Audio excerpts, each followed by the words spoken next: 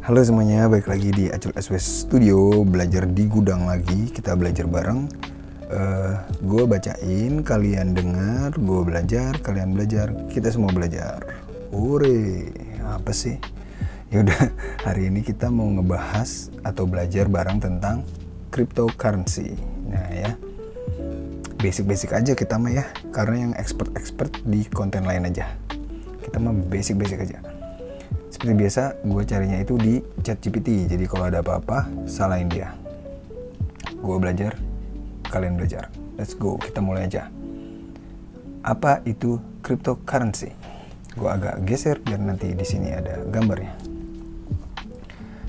Cryptocurrency adalah bentuk mata uang digital yang menggunakan teknologi kriptografi untuk mengamankan transaksi, mengontrol penciptaan unit baru, dan memverifikasi transfer aset.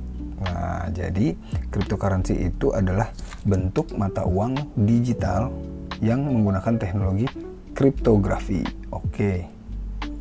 Tidak seperti mata uang konvensional yang dikendalikan oleh bank sentral atau pemerintah, cryptocurrency beroperasi dalam jaringan desentralisasi berbasis teknologi blockchain. Oke.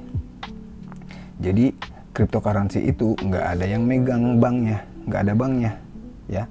Jadi kalau uang kamu hilang di kripto, jangan nelfon siapa-siapa karena nggak ada, gitu. Kamu sendiri yang megang kendali, gitu.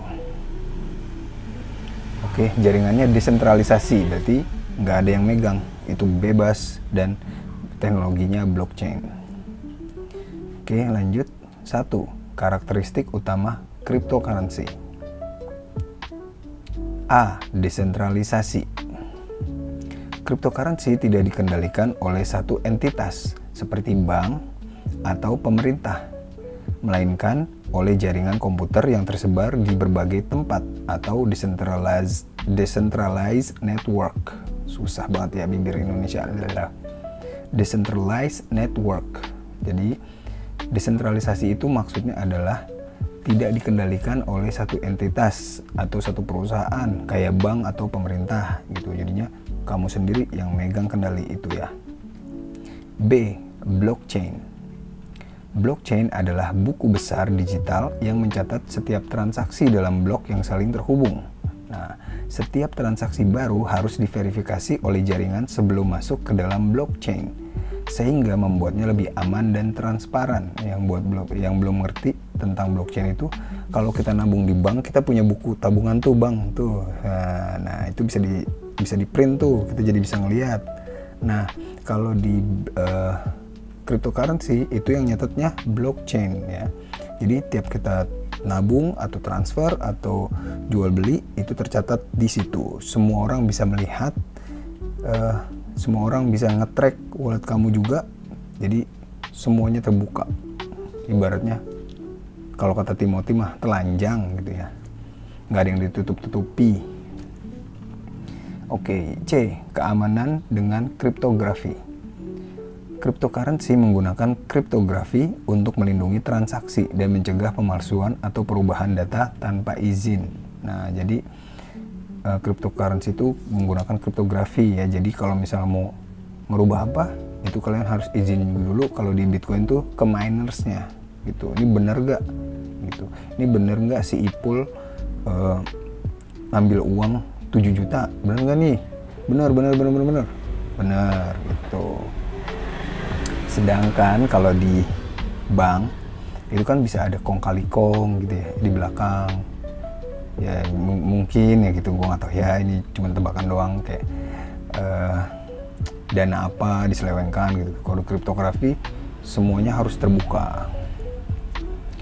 D. Anonimitas dan transparansi.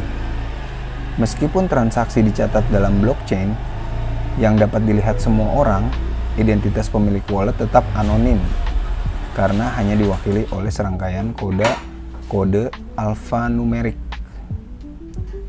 Jadi walaupun kita bisa ngelihat data kita di blockchain, jual beli kita di blockchain, tapi kita nggak ada namanya misalnya, karena cuma alamatnya doang, alamat wallet kamu ya, dompet digital kamu, cuman itu doang, nama kamunya nggak ada.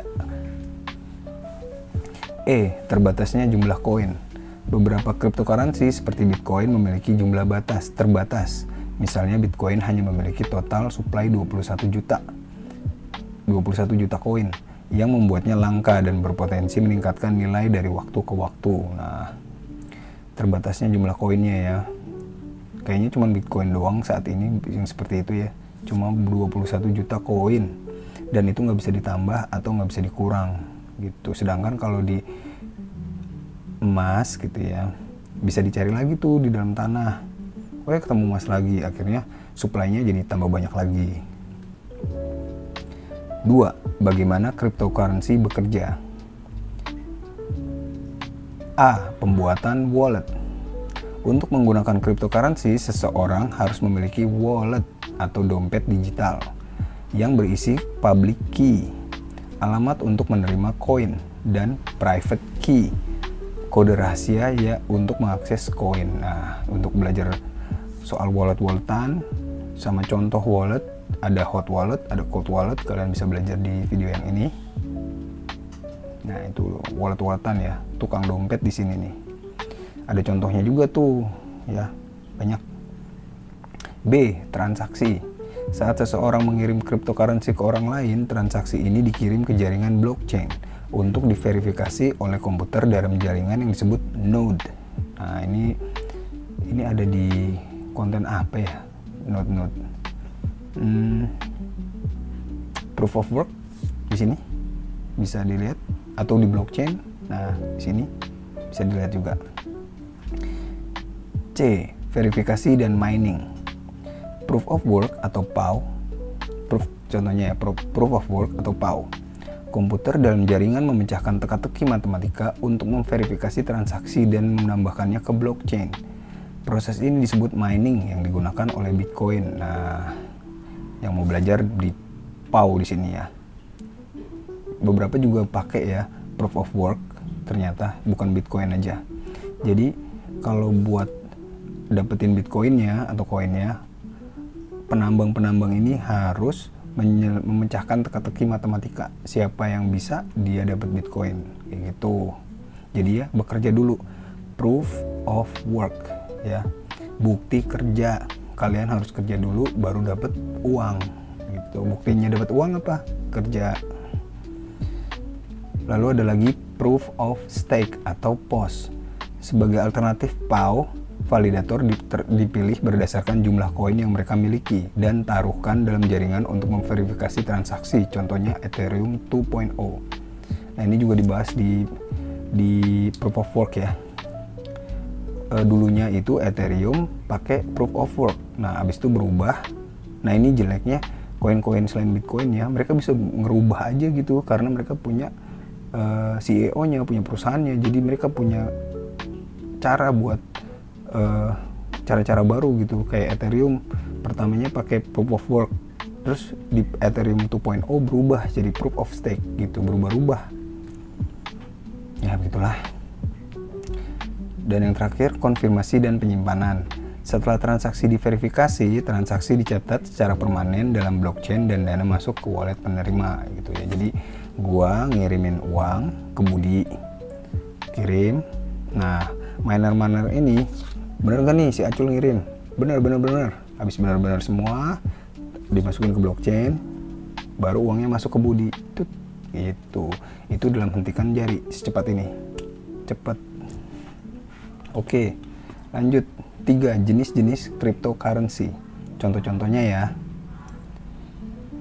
Ada Bitcoin atau BTC, mata uang digital pertama dan paling populer dibuat oleh Satoshi Nakamoto pada tahun 2009. Nah, yang mau tahu lebih dalam lagi soal BTC atau Bitcoin, gue bacain white papernya di sini dalam bahasa Indonesia. Kalian bisa ikutin dan belajar bareng gue juga.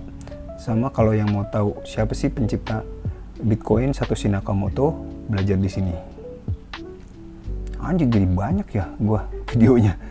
Yaudah, bagus dah. Ada lagi Ethereum atau ETH. Memiliki fitur smart contract yang memungkinkan pembuatan aplikasi terdesentralisasi atau dApps. Nah, itu ya. Ethereum itu terkenalnya sama smart contractnya di zaman NFT. Ada lagi Binance Coin atau BNB. Digunakan dalam ekosistem Binance untuk trading dan transaksi lainnya. Nah, koinnya Binance itu BNB ya. Ada lagi Ripple atau XRP. Fokus pada transaksi keuangan lintas batas dengan biaya murah dan kecepatan tinggi. Nah, untuk yang tahu XRP itu, dia itu pokoknya berhubungan sama uang-uang lah gitu ya. Sama Mastercard, sama siapa, sama bank apa, kolaborasi sama siapa, itu biasanya pakai Ripple atau XRP. Ada lagi Tether atau USDT, stablecoin yang nilainya dipatok ke mata uang fiat seperti USD, mengurangi volatilitas. Nah, yang takut naik turunnya nggak jelas volatility-nya kayak Solana dan bla bla bla, kalian bisa beli stablecoin. Itu sama aja, stablecoin itu sama aja mata uang. Misalnya USDT itu sama aja dolar, jadi uang di dunia kripto. Nah, yang mau belajar lebih dalam juga dengan stablecoin, belajar di sini videonya. Wih, jadi lengkap, mantap. Terakhir ada Dogecoin atau Doge. Awalnya dibuat sebagai lelucon, tapi kini menjadi mata uang digital yang cukup populer. Bahkan Tesla juga bisa beli mobil Tesla pakai Doge. Nah, balik lagi kalau mau belajar tentang meme coin seperti Doge, belajarnya di sini. Gila, jadi lengkap. Oke, 4. Kelebihan dan kekurangan cryptocurrency. Kelebihannya, transaksi cepat dan global. Bisa mengirim uang ke seluruh dunia dalam hitungan menit. Langsung kirim. Contoh yang terakhir tuh di Timothy ya. Timothy temannya di Cina, butuh uang buat bayar. Terus akhirnya Timothy kirimin uangnya pakai kripto dan langsung kebayar. Sedangkan kalau kita pakai uang lain itu harus rubah dulu currency-nya ya, pakai Swift gitu. Ribet ya pokoknya. Kalau pakai kripto langsung kebayar cepet. Biaya transaksi rendah dibandingkan transfer bank internasional. Biaya transaksi jauh lebih murah dan lebih cepat. Keamanan tinggi. Sistem blockchain sulit diretas dan transaksi tidak bisa dirubah. Aman.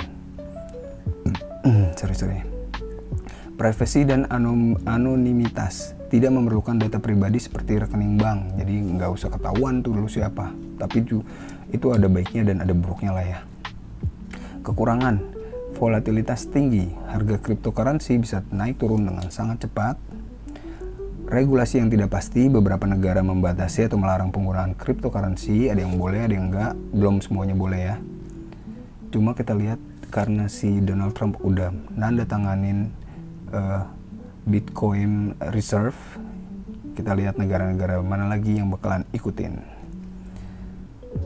Rentan terhadap penipuan, banyak proyek crypto scam yang menipu investor pemula. Nah itu mah tinggal kita aja pelajarin lagi ya. Project kripto itu banyak yang bodong gitu ya. Yang ibaratnya altcoin. Nah, belajar lagi altcoin di sini. 90% altcoin itu bakalan jadi nol, jadi sampah. Jadi kita harus pinter-pinter pilih gitu. Belajarnya di video yang ini. Banyak kan? Hilangnya private key, kehilangan aset. Jika seseorang kehilangan private key, maka cryptocurrency di wallet tidak bisa diakses selamanya. Nah, itu belajarnya di wallet. Nah ya, private key itu kayak kuncinya, kita harus pegang kuncinya sendiri. Nah, kalau di bank kita kan uang hilang, kita bisa telepon bank BCA, halo uang saya hilang. Kalau cryptocurrency, kalau kita hilangin kuncinya udah hilang, nggak bisa telepon siapa-siapa. Kita yang megang kendali, kita yang amanin sendiri. 5. Penggunaan cryptocurrency dalam kehidupan nyata. Ya, penggunaannya di investasi dan trading. Banyak orang membeli dan menjual kripto untuk mendapatkan keuntungan. Oke. Pembayaran digital, beberapa perusahaan besar seperti Tesla, Microsoft, Starbucks mulai menerima pembayaran dengan kripto. Udah bisa di beberapa negara ya, gunain kripto buat bayar-bayar. DeFi, Decentralized Finance. Teknologi blockchain digunakan untuk menciptakan layanan keuangan tanpa perantara bank. Nggak ada banknya, langsung. NFT, Non-Fungible Token, digunakan dalam dunia seni digital, gaming, dan koleksi digital ya. NFT. Remitasi internasional. Kripto memungkinkan pengiriman uang lintas negara dengan biaya lebih murah dibandingkan layanan tradisional seperti Western Union. Ya tadi contohnya yang Timothy Ronald ngirimin temennya, bayar makanan temennya di restoran, di klub apa di mana gitu, di Cina. Terakhir kesimpulan, udah panjang banget ya. Cryptocurrency adalah inovasi di dunia keuangan yang menawarkan sistem pembayaran yang lebih cepat, transparan, dan aman dengan teknologi blockchain. Meskipun memiliki potensi besar, cryptocurrency juga memiliki resiko, terutama terkait volatilitas harga dan regulasi. Sebelum berinvestasi atau menggunakan kripto, penting untuk memahami cara kerja dan risikonya. Ya, jadi kalau kita mau coba gitu, belajarin dulu atau pakai uang kecil dulu. Biasanya kita malas belajar ya, kecuali kita udah nyemplung.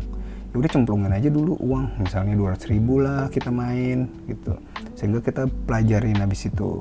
Oke, gitu aja videonya karena udah kelamaan. Nanti kita belajar lagi di video selanjutnya. Dadah.